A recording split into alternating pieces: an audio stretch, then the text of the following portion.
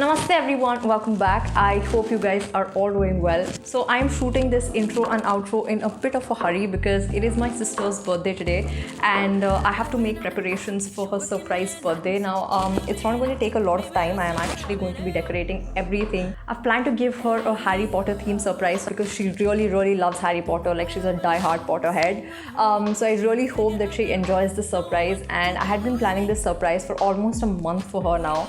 I have made the basic preparations and I will be showing you guys each and everything, how I will assemble everything. So I'm really excited on how she's going to react and how she's actually going to like the surprise. So I'm not going to waste any more time. I'm just going to get started ASAP. She's taking her German classes downstairs, and as soon as she's done with her classes, I'm just going to give her a nice outfit and ask her to come upstairs, and yeah, let's get started. So if you like this video, don't forget to like, share, subscribe. I'll quickly get all of the formalities out of the way. If you also have someone in your family who is a die-hard Potterhead and would love such a surprise, then try recreating this for them, and I'm sure that they will absolutely love this. So yeah, let's just jump in and get started.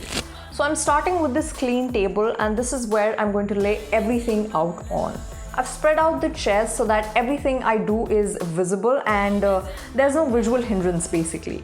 Now this is just going to be a quick setup since I wasn't able to gather a lot of things because of the lockdown. So first up, I'm going to spread out these chocolates one by one on a plate and then going to stick in these sticks inside to give them the appearance of a broom. If you haven't guessed already, we're making them look like Nimbus 2000. So next up, I'm going to take some Ferrero Rocher chocolates and I've cut out these wings from a glitter sheet. And this will become a golden snitch. I'm just using tape to position everything together, and I think it works pretty well too.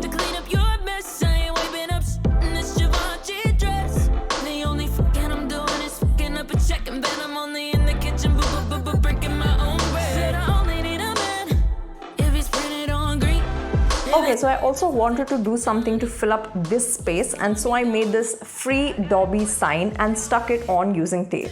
So if you watched Harry Potter, you'll know what a genius idea this is.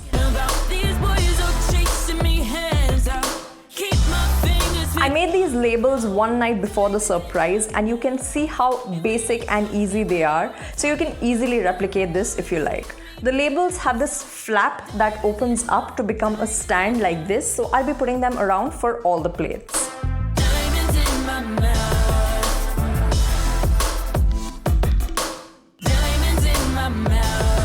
Alright, so I have laid out everything, and I'll put her gift of all the Harry Potter books in the series at both the corners, so half of the stack goes here.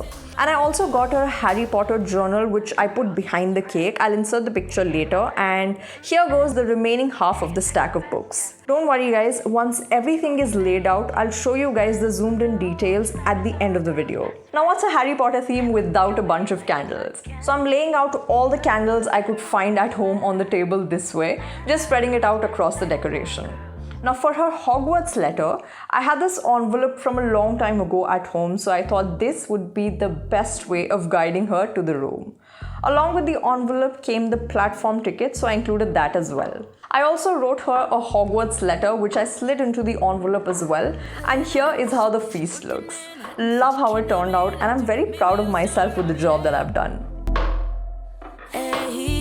So for butterbeer, I just poured some soft drink into the glass. These are some carrots and melons for Professor Sprout's veggie garden. For Gringotts Gold, I just chose these regular coin chocolates. These are available everywhere. And Polyjuice Potion just has some ready-to-eat hot and sour soup. And lastly, Bertie Bott's Every Flavor Beans, which needless to say has gems.